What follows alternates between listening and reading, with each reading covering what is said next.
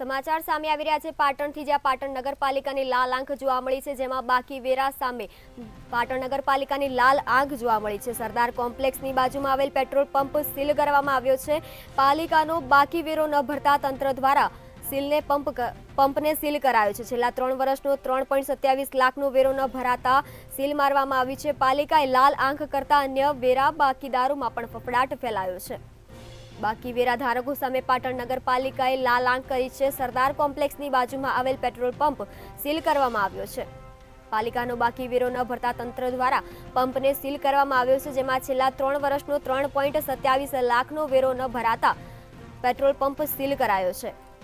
પાલિકાએ લાલ આંખ કરતા અન્ય વેરા બાકીદારોમાં પણ ફફડાટ ફેલાયો છે। બાકી વેરા ધારકો સામે પાટણ નગરપાલિકાની લાલ આંખ જોવા મળી છે, જ્યાં સરદાર કોમ્પ્લેક્સની બાજુમાં આવેલ પેટ્રોલ પંપ સીલ કરવામાં આવ્યો છે।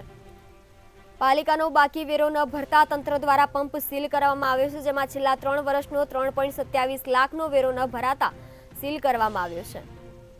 પાલિકાએ લાલ આંખ કરતા અન્ય વેરા બાકીદારોમાં પણ ફફડાટ ફેલાયો છે।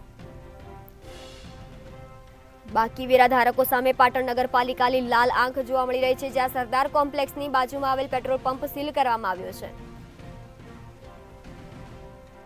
આપણી સાથે સંવાદદાતા પ્રવીણ દરજી જોડાઈ ગયા છે। તો જે બાકી વેરા ધારકો સામે પાટણ નગરપાલિકાએ લાલ આંખ કરી છે, શું છે વધુ વિગત?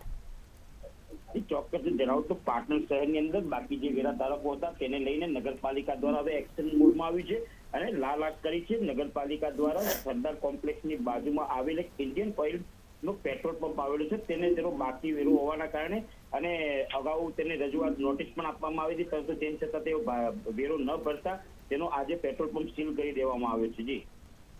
જી પ્રવીણ, સમગ્ર માહિતી આપવા બદલ આભાર। બાકી વેરા ધારકો સામે પાટણ નગરપાલિકાની લાલ આંખ।